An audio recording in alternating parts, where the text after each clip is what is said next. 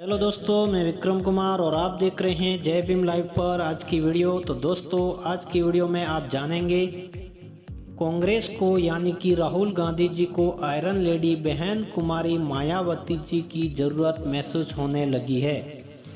अब फिलहाल विपक्ष को अनुभव होने लगा है कि बिना बहन जी के हम किसी भी तरह से भारतीय जनता पार्टी को हरा नहीं सकते हैं।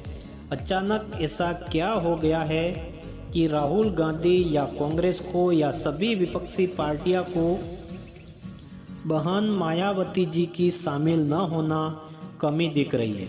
तो साथियों, इस वीडियो में यही जानकारी लेकर आपके बीच में आया हूं। वीडियो शुरू करने से पहले एक छोटी सी रिक्वेस्ट है, अगर आप चैनल पर पहली बार आए हैं तो प्लीज़ चैनल को सब्सक्राइब कर लें, साथ ही बेल नोटिफिकेशन को दबाकर ऑल पर सेट कर देना ताकि हमारी वीडियो की नोटिफिकेशन बिना किसी रुकावट को आपको मिलती रहे। चलिए दोस्तों, जानते हैं कि विपक्ष को माननीय बहन जी की ज़रूरत क्यों महसूस हुई। दोस्तों, इन तमाम विपक्षी दलों के द्वारा समय समय पर अलग अलग जगहों पर मीटिंगें हो रही है। विपक्ष ने बेंगलोर में मीटिंग किया, बिहार के पटना में मीटिंग किया, दिल्ली में मीटिंग किया, फिर भी ये लोग भारतीय जनता पार्टी को मुकाबले में हराने के लिए खुद को कमज़ोर महसूस समझ रहे हैं। इसकी बड़ी वजह यह है कि बहन मायावती जी बहुजन समाज पार्टी की राष्ट्रीय अध्यक्ष है, जिसका शासन उत्तर प्रदेश में चार बार मुख्यमंत्री पद पर देखा गया है, जिनका वोट भारत के सभी राज्यों में भारी संख्या में है। बहन जी अपने वोट बैंक को लेकर के जिधर भी जाएगी वह पार्टी सिर्फ मजबूत ही नहीं होगी बल्कि जीत की तरफ अग्रसर होगी।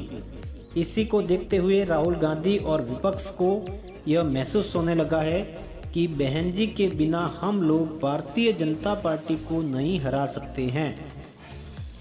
कांग्रेस को अब यह महसूस होने लगा है, समस्त विपक्षी दलों को यह महसूस होने लगा है कि बिना बहन जी के भारतीय जनता पार्टी को हराना मुश्किल ही नहीं नामुमकिन है।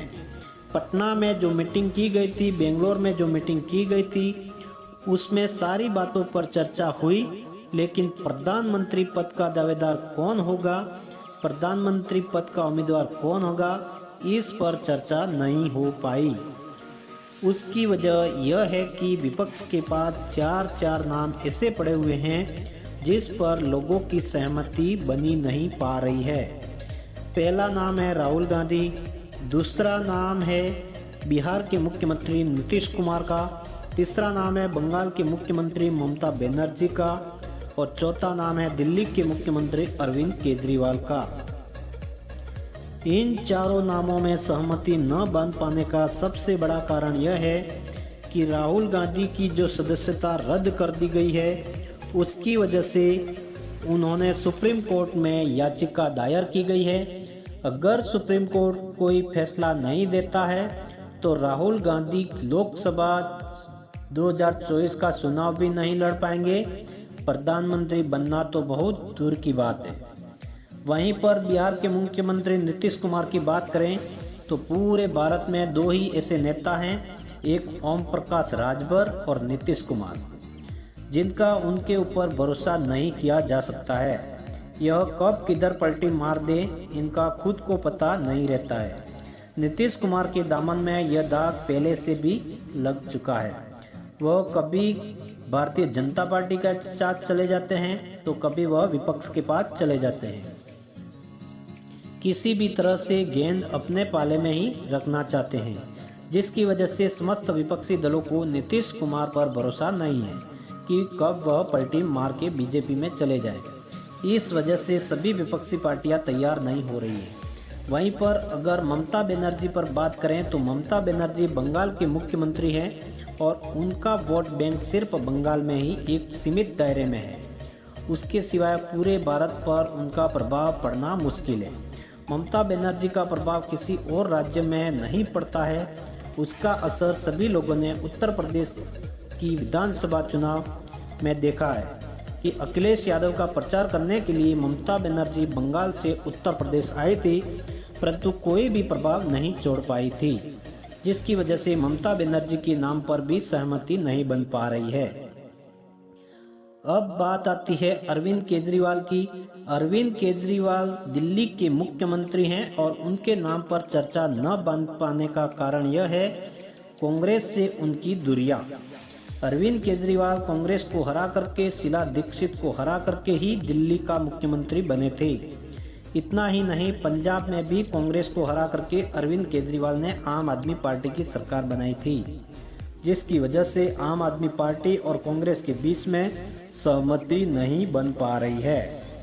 ये बात अलग है कि मोदी सरकार को हटाने के लिए, भारतीय जनता पार्टी को हराने के लिए अरविंद केजरीवाल इन 26 दलों में शामिल होने के लिए तैयार हो गए हैं, लेकिन प्रधानमंत्री पद के लिए कांग्रेस पार्टी अरविंद केजरीवाल के नाम पर बिल्कुल तैयार नहीं है। इस सूरत में देखते हुए प्रियंका गांधी का नाम भी सामने आ रहा है, लेकिन समस्या यह है कि प्रियंका गांधी के ऊपर और कांग्रेस के ऊपर, राहुल गांधी के ऊपर परिवारवाद का जो आरोप है वह शुरू से लगता आया है। जैसे ही प्रधानमंत्री पद के नाम के लिए राहुल गांधी का नाम सामने आएगा, तुरंत ही उनके ऊपर परिवारवाद का ठप्पा लगेगा और कांग्रेस पार्टी सहित समस्त विपक्षी दलों को भारी नुकसान सहना पड़ेगा। इसकी वजह से कांग्रेस पार्टी के पास ऐसा कोई विकल्प नहीं बचा है जो प्रधानमंत्री पद पर उम्मीदवार के नाम के लिए किसी का भी नाम आगे कर सके। उनके सामने एक ही विकल्प बचता है, वह विकल्प बचता है आयरन लेडी बहन कुमारी मायावती जी का, जो कि फिलहाल इन 26 दलों में शामिल नहीं है।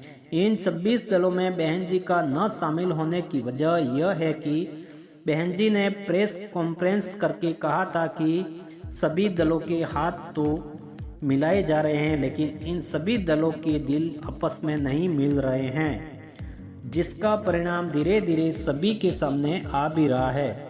बहन जी की कही हुई बात बिल्कुल सत्य हो रही है और इस देश में संविधान को लागू हुए 70 साल हो गए हैं और इन 70 सालों में जिसकी जितनी संख्या है उस हिसाब से भागीदारी आज तक नहीं दी गई है। स्वर्ण भी प्रधानमंत्री बन चुका है, शूद्र भी प्रधानमंत्री बन चुका है, इसके बावजूद भी इस देश में दलितों को आज भी प्रधानमंत्री की कुर्सी तक पहुंचने नहीं दिया गया है, जिसको लेकर के दलित समाज में बहुत ही आक्रोश है कि हमारी इतनी संख्या होते हुए भी सभी पार्टियां हमारा वोट लेने का काम करती है और हमें प्रधानमंत्री बनने से रोका जाता है। कांग्रेस सहित इन सभी 26 दलों को अच्छी तरह से पता है कि बहन जी के पास 25 से 30% वोट है और पूरे देश में हर एक राज्य में उनका वोट बैंक फैला हुआ है।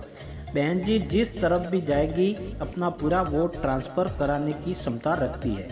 पूरा विपक्ष मिलकर के भी वोट इकट्ठा कर रहा है, उतना वोट अकेले बहुजन समाज पार्टी के पास है। विपक्ष की अब मजबूरियां बनती जा रही है कि बिना बहन जी के भारतीय जनता पार्टी को वो लोग नहीं हरा सकते हैं।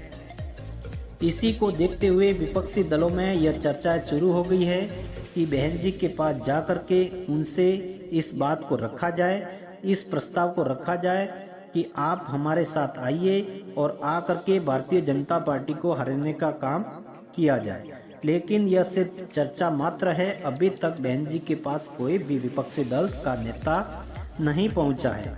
अभी तक बहन जी का सिर्फ बहिष्कार ही किया गया है और बहिष्कार करने का कारण कुछ और नहीं है। बहिष्कार करने का कारण यही है कि बहन जी दलित समाज से आती है और यह किसी भी पार्टियां हैं, यह सभी पार्टी किसी भी दलित को प्रधानमंत्री की कुर्सी पर बैठते हुए देखना नहीं चाहती है। बस उनकी ये मजबूरी है कि बहन जी के पास अच्छा खासा वोट है और जिधर चाहेगी उधर अपने वोट को ट्रांसफ़र कराने की क्षमता रखती है, जो कि यही ताकत बहुजनों की ताकत है।